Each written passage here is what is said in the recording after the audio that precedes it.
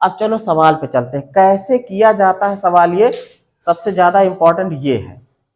सबसे पहला काम आप सोचो, यहां पे देखो ए और बी की बात हो रही थी ना, तो पहले हमको ए और बी इसमें से निकालना होगा। क्या करना होगा? तो सबसे पहला काम होता है इसकी तुलना कराई जाती है। जो द्विघात का जो स्टैंडर्ड इक्वेशन है, मतलब इस वाले से इसकी तुलना कराई जाती है। इसमें देखो ए बी सी है ना, बड़े में लिखा है, कोई बात नहीं, ए बी सी है ना, उससे इसकी तुलना कराई जाएगी। ठीक है, तो ऑन, यहां पे नहीं लिखते हैं, ऐसे लिखते हैं A X square plus B X plus C से तुलना तुलना करते हैं। तुलना करो भाई, सबके नीचे सब सेट से रखा है ना, बढ़िया। बताओ एक ही जगह पे इसमें क्या है सवाल में, जैसे एक्स स्क्वायर यहां भी है, ये हमारा जो मानक समीकरण है ना, तो एक्स स्क्वायर इसमें भी है, एक्स स्क्वायर सवाल में भी है, एक्स स्क्वायर के बगल में इसमें ए है, तो इसमें क्या है? एक है, तो ए आपका क्या मिला? एक मिला। ये गुणांकों की तुलना होती है, किसकी होती है?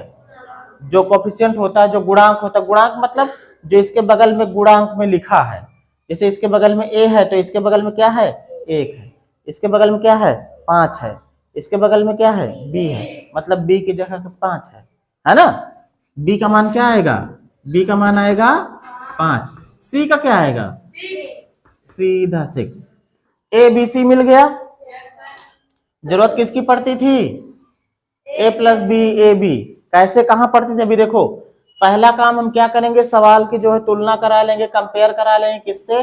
जो मानक समीकरण है हमारा द्विघात का, A X square plus B X plus C से तुलना कराया और हमको ए बी सी मिल गया।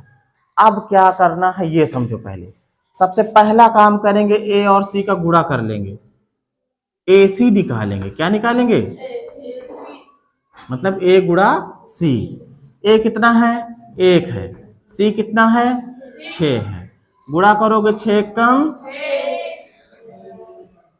प्लस में आया है ना सब। जब ये प्लस में आए, अब यहां से दो रास्ते तय होंगे। जब ए सी का मान क्या आए? प्लस में आए। लिख दूं क्या यहां पे? अभी तो ये प्लस में है ना, तो यहां पर दो नियम रहेंगे, बता देता हूं मैं। जब ये प्लस में आए तब इसके ऐसे दो गुणनखंड बनाना है कि उनको जोड़ा जाए तो b के बराबर और गुणा किया जाए तो c के बराबर। जब ये प्लस में आए तो जोड़ने की बात होगी। किसकी बात होगी? जोड़ने की। लेकिन अभी मान लो यहां पर कहीं माइनस लगा होता, यहां लगा होता या फिर यहां लगा होता, तो आप जैसे ही a गुणे c करते ये माइनस में हो जाता कि नहीं? और जब माइनस में हो जाता तब फिर नियम दूसरा हो जाएगा, फिर जोड़ने के बजाय घटाने की बात होगी। ठीक है, फिर इसके ऐसे दो गुणनखंड बनेंगे जिनको एक दूसरे से घटाया जाए तो b के बराबर आए। यही से बात समझो। हमने तुलना कर ली A X square plus B X plus C से, ए का मान मिल गया, बी का मिल गया, सी का मिल गया, सबका गुणांक मिल गया ना। मिलने के बाद हमको क्या करना है? ए गुणे सी निकालना है। उसका मान अगर प्लस में आ गया तो इसके ऐसे दो गुणनखंड जिनको जोड़ा जाए तो b के बराबर और गुणा किया जाए तो c के बराबर। 3 और 5। हाँ सही बात है, 3 और 5। 3 5 कितना होगा? हाँ 3 और 2।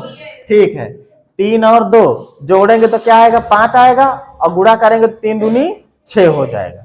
Very good. वैसे तरीका यही है, बड़ा संख्या हो तो आप इसका गुणनखंड कर लोगे, 2 3 6 और 3 1 कम 3। अभी इसके 3 गुणनखंड बन रहे हैं ना, कौन कौन से? 1 गुणे 2 गुणे 3, लेकिन हमको तो 2 ही लेने रहते हैं। अरे एक बार ये गया नहीं है क्या है? एक सभी का गुणनखंड रहता है, कोई भी संख्या हो एक सभी का गुणनखंड रहता है। तो अभी देखो इसको इसके साथ ले लिया तो 2 गुणे 3, 2 गुणे 3 का हमारा सेट बन जाएगा, क्योंकि 3 2 6 हो जाएगा, c के बराबर आ जाएगा, और 3 2 5 है ना। चलो यहां पे ध्यान देना है आपको, जब भी ए सी का मान जो आएगा वो प्लस में आएगा तो हमको ऐसे दो गुणनखंड बनाने हैं कि उनको जोड़ा जाए तो बी के बराबर और गुणा किया जाए तो सी के बराबर। लेकिन जब ये माइनस में आ जाए तो इसके ऐसे दो गुणनखंड जिनको एक दूसरे से घटाया जाए तो बी के बराबर और गुणा किया जाए तो सी के बराबर। ये ध्यान रखना बस, बाकी काम समझो हो गया। चलो देखते हैं, अब अपने सवाल पे आ जाओ बेटा। तुमको ये मिल गया ना ए और बी, ये ए है और ये बी है ना, मिल गया है ना। अपने सवाल पे आओ, क्या लिखा है सवाल, एक्स स्क्वायर। यहां पे आ जाओ, ये सब काम जो था इसी के लिए था, 2 और 3 के लिए। ठीक, सवाल क्या है, एक्स स्क्वायर प्लस जो 5 है, अब यहां 5 नहीं लिखेंगे, जो जोड़ के लिखना था क्या लिखोगे, 2 + 3 लिखो, चाहे 3 + 2 लिखो। तो क्या लिखें, 2 + 3, 5 की जगह लिख दिया ना, ब्रैकेट लगा दिया हमने। ठीक है, बगल में क्या है, x। ब्रैकेट इसलिए लगाया क्योंकि 5 की जगह पे अगर हमने इन दोनों को लिखा है, बाहर x था, अब ब्रैकेट खुलेगा तो इस x से इसमें भी गुणा हो जाएगा और इसमें भी गुणा हो जाएगा। अगर हम ब्रैकेट ना लगाते तो फिर वो सही ना होता। अगला संख्या क्या है, 6, ये हुआ। अब इस ब्रैकेट को खोलेंगे, एक्स स्क्वायर प्लस, खुलेगा तो x से गुणा होगा बेटा, 2x और प्लस 3x और प्लस 6। अब कॉमन लेने की बारी है, इन दोनों में क्या कॉमन है, x कॉमन है। यहां भी x है, यहां भी x है, एक ही x है जो दोनों जगह है। यहां तो 2 है लेकिन यहां तो एक ही है ना, जो दोनों जगह उसको कॉमन लेंगे। तो यहां से x कॉमन लेंगे तो एक x कट जाएगा, एक x बचेगा यहाँ पे, है ना। और यहां से एक x था वो भी कट जाएगा तो बचेगा कितना, 2। ये ब्रैकेट बंद। इन दोनों में से हमने x कॉमन लिया है। अब इन दोनों में देखो कुछ कॉमन दिख रहा है, 3 कॉमन है, 3 एकम 3, 3 दूनी, ये जो 6 है ये सच में 3 × 2 भी तो हो सकता है। तो यहाँ प्लस का, हम प्लस का निशान लगाएंगे, 3 कॉमन लेंगे तो 3 एकम 3, मतलब यहाँ x बचा और प्लस यहाँ क्या बचेगा, 3 दूनी 6। अब यहां पर देखोगे आपको एक चीज मिल रही है कि इस वाले ब्रैकेट में भी x + 2 मिला है और इस वाले में भी मिला है।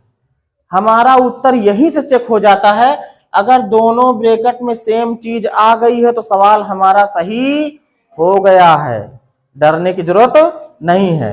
अब x + 2 दोनों जगह है तो x + 2 अब फिर से कॉमन ले लो और यहां जो छूटे हैं इनको अलग रख दो, x + 3 आंसर। बस काम हो गया, इसका गुणनखंड ये आएगा। ठीक, क्या करना था पता लग गया। पहला काम, ax² + bx + c से तुलना कराएंगे, a b c का मान निकलेगा, है ना। फिर a और c का गुणा करेंगे, गुणा करने पर जो भी आएगा अगर वो प्लस में है तो उसके ऐसे दो गुणनखंड जिनको जोड़ा जाए तो b के बराबर और गुणा किया जाए तो c के बराबर। हमारा ये प्लस में आया था, हमने इसके दो गुणनखंड बनाए, कौन से, 2 × 3। इनको अगर हम जोड़ते थे तो 5 हो जाता था और गुणा करते थे तो 6 हो जाता था। बस ये 2 और 3 हमको मिल गया।